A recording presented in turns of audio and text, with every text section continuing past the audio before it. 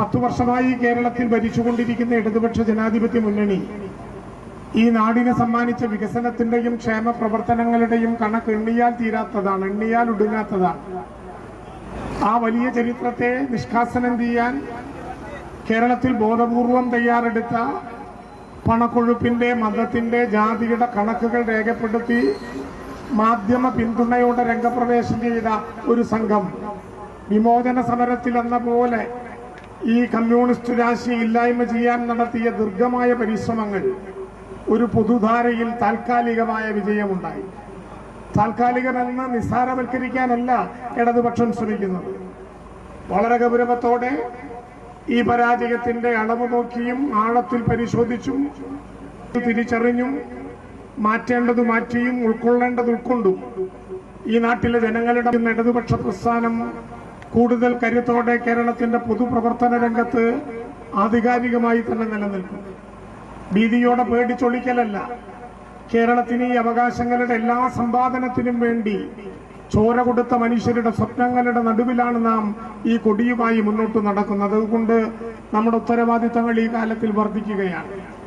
കേരളത്തിൽ യഥാർത്ഥത്തിൽ കഴിഞ്ഞ തിരഞ്ഞെടുപ്പിൽ വോട്ട് ചെയ്ത പ്രത്യേകിച്ച് വലതുപക്ഷ ചേരിക്ക് വേണ്ടി ഏതെങ്കിലും ആ നേരത്തെ ഒരു വികാരത്തിന്റെ അടിസ്ഥാനത്തിലോ മാധ്യമം ഉൾപ്പെടെ ഈ സംഘം നടത്തിയ പ്രചുര പ്രചാരത്തിന്റെ നടുവിലോ അറിയാതെ വോട്ടു രേഖപ്പെടുത്തിയവർ അപമാന ഭാരത്താൽ തലകുനിക്കാൻ തിരഞ്ഞെടുപ്പ് ഫലം വന്ന് മിനിറ്റുകൾ മാത്രമേ വേണ്ടി വന്നുള്ളൂ.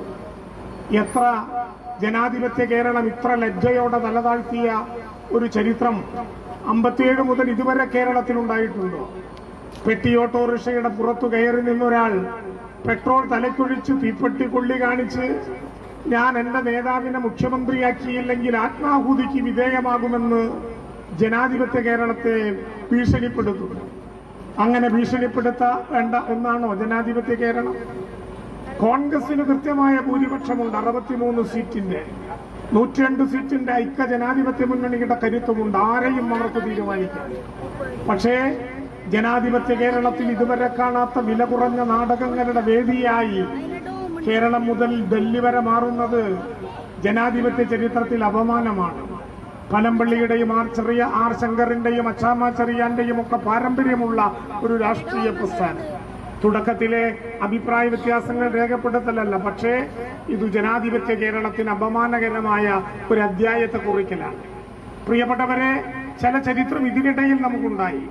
കേരളത്തിൽ ആര് ഭരിക്കുന്നുവോ അവരുടെ മുന്നണിക്കു മാത്രം തങ്ങൾ വിധേയമായ ചരിത്രമേ ജനാധിപത്യല്ലൂരിന്റെ നിയമസഭാ തിരഞ്ഞെടുപ്പിന് സമീപഭൂതകാലത്ത് 50 വർഷമായി പ്രത്യേകിച്ചും ഉണ്ടായിട്ടുള്ളൂ. എന്നാൽ ഈ കൊടുങ്കാറ്റും സുനാമിയും ഐക്യ ജനാധിപത്യ മുന്നണിക്കും വലതുപക്ഷത്തിനും അനുകൂലമായി വന്നിട്ടും ഒല്ലൂർ, നമ്മുടെ പ്രിയപ്പെട്ട ഒല്ലൂർ, മദാമത്തോപ്പ് മുതൽ വാണിയമ്പാറ വരെ നീണ്ടുകിടക്കുന്ന ഈ ഒല്ലൂർ അർത്ഥശങ്കയ്ക്കിടയില്ലാത്ത വിധം പ്രഖ്യാപിച്ചു. ഏതു കൊടുങ്കാറ്റിന്റെ നടുവിലും ഇടതുപക്ഷ ജനാധിപത്യ മുന്നണി ഒല്ലൂരിനെ നയിക്കും. ആ വിജയം നിങ്ങൾക്ക് അവകാശപ്പെട്ടതാണ്. ഇടതുപക്ഷ ജനാധിപത്യ മുന്നണിക്ക് വേണ്ടി രാപ്പകലില്ലാത്ത വിധം പ്രവർത്തന രംഗത്ത് ഇറങ്ങിയ, സ്നേഹിച്ചും പ്രാർത്ഥിച്ചും അഭ്യർത്ഥിച്ചുമൊക്കെ വോട്ടുകൾക്കു വേണ്ടി പരക്കം പാഞ്ഞ ഈ നാട്ടിലെ സാധാരണ പ്രിയപ്പെട്ട സുഹൃത്തുക്കൾക്ക് നാം ഒരു ചരിത്രം കൂടി എഴുതി.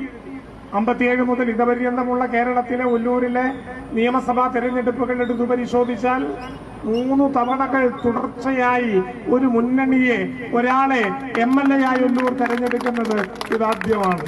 പക്ഷേ നമ്മുടെ ഉത്തരവാദിത്വം വർദ്ധിക്കുകയാണ്. മത്സ്യം ജലത്തിൽ എങ്ങനെയാണോ അതുപോലെ ജനങ്ങൾക്കിടയിൽ അവരുടെ വേദനകളിൽ, പ്രയാസങ്ങളിൽ അവരോടൊപ്പം നിൽക്കേണ്ട ഉത്തരവാദിത്വത്തിലേക്ക് നാം മാറുകയാണ്. വർദ്ധിത വീര്യത്തോടെ ആ ഉത്തരവാദിത്വം ഏറ്റെടുക്കണം. സാധാരണ മനുഷ്യരോടൊപ്പം നിൽക്കണം. അവർക്കു വേണ്ടി കരുതലും കാവലുമാകണം.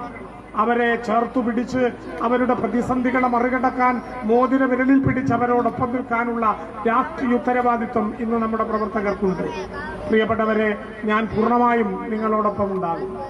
ഒരു കാര്യം ഞാൻ എല്ലാവരോടും ഉറപ്പു തരുന്നു: വോട്ട് ചെയ്തവർക്കും വോട്ട് ചെയ്യാൻ പ്രേരിപ്പിച്ചവർക്കും വോട്ട് ചെയ്യുന്നതിന് വേണ്ടിയിട്ടുള്ള സംഘടനാ പ്രവർത്തനത്തിൽ ഏർപ്പെട്ടവർക്കും മാത്രമല്ല, എതിരായി വോട്ട് ചെയ്തവർക്കും എതിരായി രാഷ്ട്രീയ പ്രവർത്തനം നടത്തിയവർക്കും വോട്ട് ചെയ്യാത്തവർക്കും നോട്ടയിൽ കുത്തിയവർക്കും ഉൾപ്പെടെ ഏതു പകലും പാതിരാത്രിയും ഏതെങ്കിലും വിധത്തിലുള്ള ശുപാർശ കത്തുകളുടെ ആടയാഭരണങ്ങളില്ലാതെ സമീപിക്കാൻ കഴിയുന്ന ഒരു MLA ആയി ഞാൻ ഈ നിയോജക മണ്ഡലത്തിൽ 5 വർഷക്കാലവും ഉണ്ടാകും.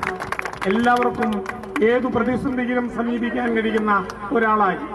തീർച്ചയായും നിങ്ങൾ നൽകിയ സ്നേഹത്തിന്, വീർപ്പുമുട്ടിച്ച സ്വീകരണത്തിന്, മക്കളെ പോലെ, മകനെ പോലെ, അനുജനെ പോലെ, കൂടപ്പുറപ്പിനെ പോലെ ചേർത്തു പിടിച്ചതിന്, ഒപ്പം നിന്നതിന്, 10 കൊല്ലത്തെ കരുതലിന് ഹൃദയത്തിൽ തൊട്ട് ഇടതുപക്ഷ ജനാധിപത്യ മുന്നണിക്ക് വേണ്ടി നന്ദി രേഖപ്പെടുത്തിക്കൊണ്ട് പ്രിയമുള്ളവരെ, നമുക്ക് ഒരുമിച്ച് മുന്നേറാം എന്നറിയിച്ചുകൊണ്ട് ഞാൻ